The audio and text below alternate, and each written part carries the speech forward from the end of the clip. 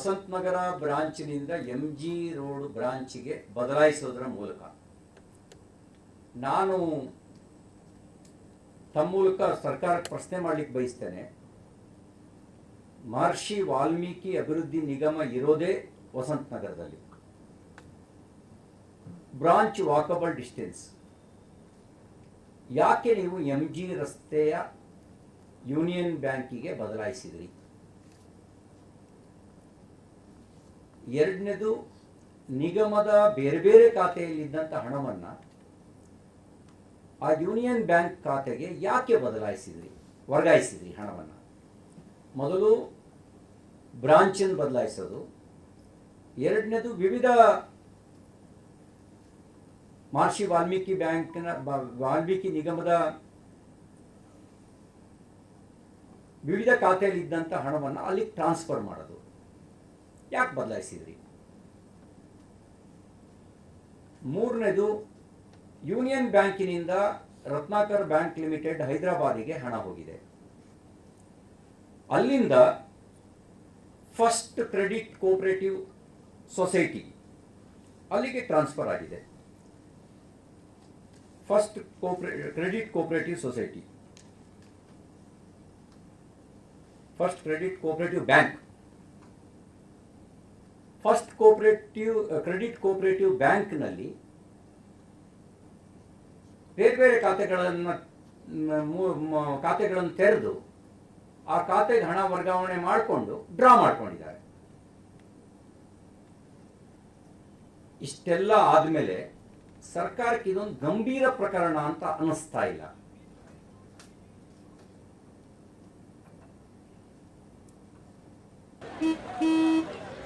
ನಡಿ, ಈಗ ಶುರು ಮಾಡೋಣ. ಕೇಸರಿಯಿಂದ ಮನೋಲ್ಲಾಸ ಮನಸ್ಸು ಮತ್ತೇರಿ ಕುಣಿದಾಡಿದೆ ನೋಡು, ಮನಸ್ಸು ಮತ್ತೇರಿ ಕುಣಿದಾಡಿದೆ ನೋಡು. ಕ್ಷಣ ಕ್ಷಣವೂ ಆಚರಿಸಿ ಕೇಸರಿ ಹಬ್ಬ. ವಿಮಲ್ ಬಾಯಲ್ಲಿ ಹೇಳಿ ಕೇಸರಿ. ನನಗನ್ಸುತ್ತೆ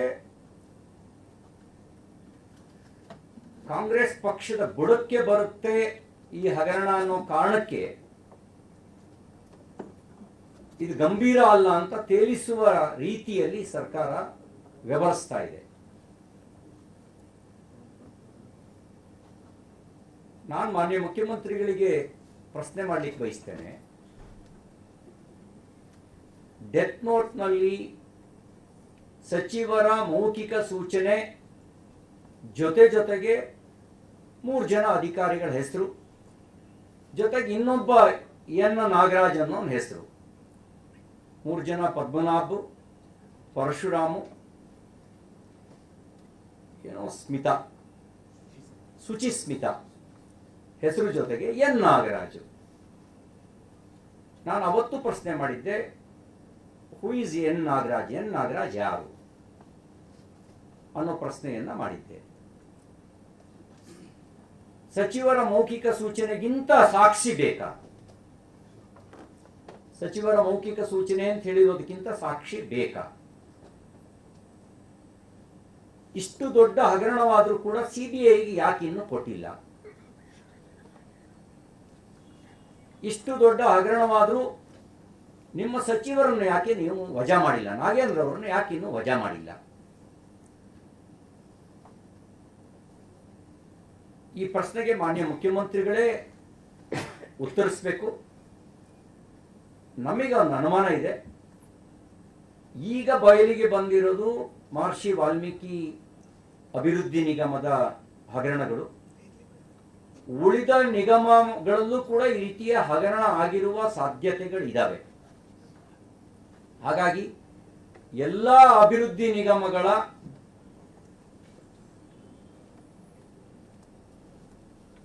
ಅಕೌಂಟ್ ಪರಿಶೀಲನೆ ನಡೆಸಬೇಕು.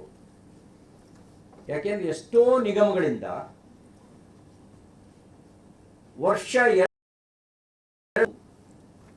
ಫಲಾನುಭವಿಗಳಿಗೆ ಬೋರ್ವೆಲ್ ಕೊಡೋದಿಲ್ಲ, ಅವರಿಗೆ ಬರಬೇಕಾದಂತ ಸಬ್ಸಿಡಿ ಹಣ ಬಂದಿಲ್ಲ. ವೈಯಕ್ತಿಕ ಸಾಲ ಸೌಲಭ್ಯದ ಆಯ್ಕೆ ಆಗಿದೆ, ಆದರೆ ಸಾಲ ಸೌಲಭ್ಯ ತಲುಪಿಲ್ಲ. ಭೂ ಒಡೆತನ ಯೋಜನೆಯಲ್ಲಿ ಆಯ್ಕೆ ಆಗಿದೆ, ಆದರೆ ಸಹಾಯಧನ ಇನ್ನೂ ಅವ್ರ ಖಾತೆಗೆ ಟ್ರಾನ್ಸ್ಫರ್ ಆಗಿಲ್ಲ. ಆ ಎಲ್ಲ ಹಣ ಈ ರೀತಿ ನಕಲಿ ಖಾತೆಗಳ ಪಾಲಾಗಿರುವ ಸಾಧ್ಯತೆಗಳಿದ್ದಾವೆ. ಹಾಗಾಗಿ ಹಿಂದೆ ಕಳೆದ ವರ್ಷ ಬೋವಿ ಅಭಿವೃದ್ಧಿ ನಿಗಮದಲ್ಲಿ ಈ ರೀತಿ ಹಗರಣ ಆಗಿತ್ತು. ಎಚ್ಚೆತ್ತುಕೊಳ್ಳದೆ ಇದ್ದ ಪರಿಣಾಮ ಇದು ಚಂದ್ರಶೇಖರ್ ಸಾವಿಗೆ ಕಾರಣ ಆಗಿದೆ. ಇನ್ನು ಉಳಿದ ಅಭಿವೃದ್ಧಿ ನಿಗಮದಲ್ಲೂ ಈ ರೀತಿ ಹಗರಣಗಳಾಗಿರುವಂಥ ಸಾಧ್ಯತೆಗಳಿದ್ದಾವೆ. ಹಾಗಾಗಿ ಎಲ್ಲವನ್ನು ಕೂಡ ಸಮಗ್ರ ತನಿಖೆಗೆ ಒಳಪಡಿಸಬೇಕು ಅಂತ ಆಗ್ರಹಿಸ್ತೇನೆ. ಈ ಮಹರ್ಷಿ ವಾಲ್ಮೀಕಿ ಅಭಿವೃದ್ಧಿ ನಿಗಮದ ಹಗರಣ ಅಂತಾರಾಜ್ಯ ಹಗರಣ, ಬಹುಕೋಟಿ ಹಗರಣ ಮತ್ತು ಬೇಲಿಯೇ ಎದ್ದು ಹೊಲ ಮೇಯ್ದಿರುವಂಥ ಪ್ರಕರಣ. ಬೇಲಿಯೇ ಎದ್ದು ಹೊಲ ಮೇಯ್ದಿರೋ ಪ್ರಕರಣ ಆಗಿರೋದ್ರಿಂದ ತಪ್ಪಿತಸ್ಥರಿಗೆ ಶಿಕ್ಷೆ ಕೊಡೋರು ಯಾರು? ನೀವಾದರೂ ಮೊದಲ ದಿನದಿಂದಲೂ ಇದು ಒಂದು ಪ್ರಕರಣವೇ ಅಲ್ಲ ಅನ್ನೋ ರೀತಿಯಲ್ಲಿ ವರ್ತನೆ ಮಾಡ್ತಾ ಇದ್ದೀರಿ. ಹಾಗಾಗಿ ತಕ್ಷಣ ಇದನ್ನು CBIಗೆ ವಶಕ್ಕೆ ಕೊಡಬೇಕು. ತಪ್ಪಿತಸ್ಥರು ದೇಶ ಬಿಟ್ಟು ಹೋದ್ಮೇಲೆ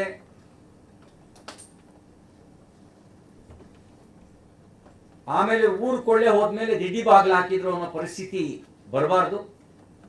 ಆ ಹಣ ರಿಕವರಿ ಮಾಡಬೇಕಾಗಿರೋದು ತುರ್ತು ಅವಶ್ಯಕತೆ ಇದೆ. ಹಾಗಾಗಿ ತಕ್ಷಣ ಇದನ್ನ CBIಗೆ ಪ್ರಕರಣವನ್ನು ವಹಿಸಬೇಕು ಅಂತ ನಾನು ಆಗ್ರಹಿಸ್ತೇನೆ. ನೀವು ನಾಗೇಂದ್ರ ಅವರನ್ನ ಇನ್ನೂ ಸಂಪುಟದಲ್ಲಿ ಇಟ್ಕೊಂಡಿರೋದನ್ನು ನೋಡಿದಾಗ ಅವತ್ತು ಸಂಶಯವನ್ನು ವ್ಯಕ್ತಪಡಿಸಿದ್ವಿ. ಇಡೀ ಹಣ ನೀವು ತೆಲಂಗಾಣ ಆಂಧ್ರ ಪ್ರದೇಶದ ಚುನಾವಣೆಗೆ ದುರ್ಬಳಕೆ ಮಾಡಿಕೊಂಡಿರುವ ಸಾಧ್ಯತೆಗಳಿದ್ದಾವೆ. ನಾಗೇಂದ್ರ ಅವ್ರ ಮೇಲೆ ಕ್ರಮ ತಗೊಂಡ್ರೆ ಎಲ್ಲಿ ಕಾಂಗ್ರೆಸ್ ಪಾರ್ಟಿ ಹೆಸರನ್ನು ಅವ್ರು ಹೇಳ್ಬಿಡ್ತಾರನೋ ಅನ್ನೋ ಭಯ ನಿಮಗೆ ಕಾಡ್ತಾ ಇರಬಹುದು. ಅದಕ್ಕಾಗಿ ಅವರನ್ನ ರಕ್ಷಿಸುವಂತ ಪ್ರಯತ್ನವನ್ನ ಮಾಡ್ತಾ ಇದ್ದೀರಿ ಅಂತ ನನಗೆ ಅನುಮಾನ ಇದೆ. ಮತ್ತು ನೀವು ಈಶ್ವರಪ್ಪನವ್ರ ಪ್ರಕರಣಕ್ಕೆ ಇದು ಭಿನ್ನ ಅಂತ ಹೇಳ್ತಾ ಇದ್ದೀರಿ. ಈಶ್ವರಪ್ಪನವ್ರ ಪ್ರಕರಣದ ಅವ್ರ ಮೇಲೆ ಇದ್ದಿದ್ದ ಆಪಾದನೆ ಆಧಾರವಿಲ್ಲದ ಆಪಾದನೆ. ಅವತ್ತು ಸಂತೋಷ್ ಪಾಟೀಲ್ಗೆ ವರ್ಕ್ ಆರ್ಡರ್ ಇರಲಿಲ್ಲ. ಯಾವ ಗ್ರಾಮಕ್ಕೆ ಕೆಲಸ ಮಾಡಿದ್ದೀನಿ ಅಂತ ಹೇಳಿದ್ದ ಆ ಗ್ರಾಮಕ್ಕೆ ಕಾಮಗಾರಿಯೇ ಮಂಜೂರಾಗಿರಲಿಲ್ಲ. ಕಾಮಗಾರಿಯೇ ಮಂಜೂರಾಗದೆ, ಏಜೆನ್ಸಿಯೇ ಫಿಕ್ಸ್ ಆಗದೆ, ಟೆಂಡರ್ನೇ ಕರೆದೆ,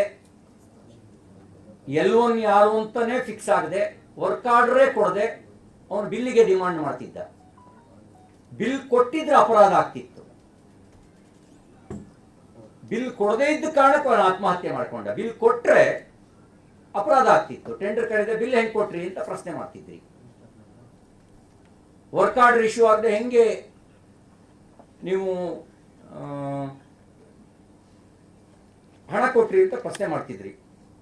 ಅದಕ್ಕೆ ನಾನು ಈ ಪ್ರಕರಣ ಇದು ಗಂಭೀರವಾದ ಪ್ರಕರಣ.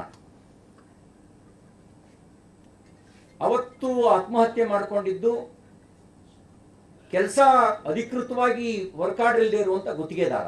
ಇವತ್ತು ಆತ್ಮಹತ್ಯೆ ಮಾಡಿಕೊಂಡಿರೋದು ಮಹರ್ಷಿ ವಾಲ್ಮೀಕಿ ಅಭಿವೃದ್ಧಿ ನಿಗಮದ ಸೂಪರ್ಡೆಂಟು, ಅಧೀಕ್ಷಕ. ಅಷ್ಟು ಸ್ಪಷ್ಟವಾಗಿ ತನ್ನ 6 ಪುಟಗಳ ಡೆತ್ ನೋಟ್ನಲ್ಲಿ ಉಲ್ಲೇಖ ಮಾಡಿದ ನಂತರನೂ ಕೂಡ ನಿಮಗಿದು ಏನೂ ಅನಿಸಿಲ್ಲ ಅಂದರೆ ನಿಮ್ಮ ಸಂವೇದನಾಶೀಲತೆಯ ಬಗ್ಗೆ ನಮ್ಗೆ ಅನುಮಾನ ಬರುತ್ತೆ. ಅಥವಾ ಇದರಲ್ಲೂ ದೊಡ್ಡ ಪಾಲು ನಿಮಗೂ ತಲುಪಿದೆಯೇನೋ ಅಂತಕ್ಕಂಥ ಅನುಮಾನ ನಮಗೆ ವ್ಯಕ್ತ ಆಗುತ್ತೆ. ಹಾಗಾಗಿ ಇದರ ಸಮಗ್ರ ತನಿಖೆಗೆ CBIಗೆ ಕೊಡೋದು ಮತ್ತು ತಕ್ಷಣ ನಾಗೇಂದ್ರ ಅವರನ್ನ ವಜಾ ಮಾಡುವ ಕೆಲಸ ಮಾಡಬೇಕು ಅಂತ ಆಗ್ರಹಿಸ್ತೇನೆ.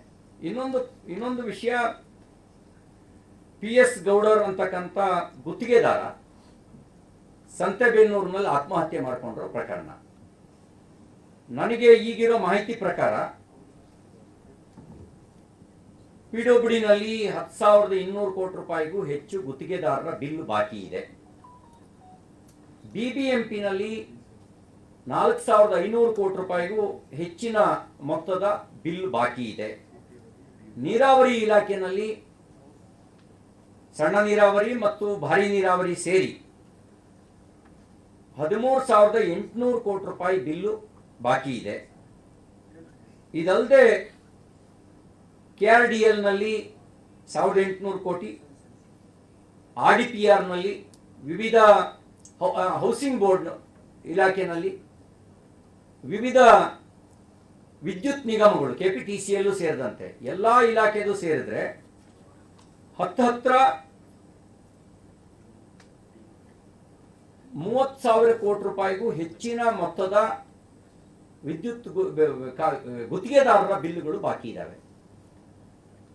ಈಗಾಗಲೇ 3 ಜನ ಗುತ್ತಿಗೆದಾರರು ಆತ್ಮಹತ್ಯೆ ದಾರಿಯನ್ನು ಹಿಡಿದಿದ್ದಾರೆ. ಈ ಬಿಲ್ ಕೊಡೋದಕ್ಕೆ ನಿಮಗಿರೋ ಸಮಸ್ಯೆ ಏನು? ನಿಮ್ಮ ಬೊಕ್ಕಸ ಖಾಲಿಯಾಗಿದೆಯಾ, ಅಥವಾ ನಿಮಗೆ ಬರಬೇಕಾದಂತ ಕಮಿಷನ್ ಬರ್ತಾ ಇಲ್ಲ ಅನ್ನೋ ಕಾರಣಕ್ಕೆ ಕಮಿಷನ್ ಕೊಟ್ಟವರಿಗಷ್ಟೇ ಬಿಲ್ ಕೊಡ್ತಾ ಇದ್ದೀರಾ? ನೀವು ಕಾಮಗಾರಿ ಪರಿಶೀಲನೆಗೆ, ಟೆಂಡರ್ ಪರಿಶೀಲನೆಗೆ ನಿವೃತ್ತ ನ್ಯಾಯಮೂರ್ತಿ ಶ್ರೀ ನಾಗಮೋಹನ್ ದಾಸ್ ಅವರು ಮತ್ತು ಇನ್ನೊಬ್ಬರು ನ್ಯಾಯಮೂರ್ತಿ ಅವರ ಕಮಿಟಿ ನೇಮಕ ಮಾಡಿದ್ರಿ.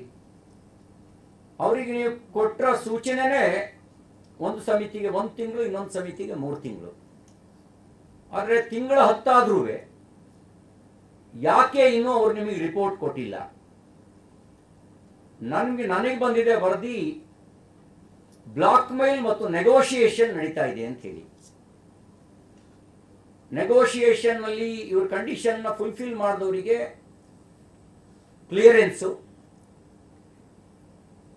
ಆ ಕಂಡೀಷನ್ ಗೆ ಫುಲ್ಫಿಲ್ ಮಾಡದೇ ಇದ್ದವ್ರ ಮೇಲೆ ಮೊಕದ್ದಮೆ. ಹಾಗೆ ಇದನ್ನು ಮಾಡ್ತಾ ಇದ್ದೀರಿ ಅಂತಕ್ಕಂಥದ್ದು ನಮಗೆ ಬಂದಿರುವಂತ ಇನ್ಫಾರ್ಮೇಶನ್. ಇಷ್ಟು ಕೋಟಿ ಬಿಲ್ಲನ್ನು ಇಟ್ಕೊಂಡು ಇನ್ನೆಷ್ಟು ಗುತ್ತಿಗೆದಾರರ ಸಾವನ್ನು ನೀವು ಬಯಸ್ತಾ ಇದ್ದೀರಿ?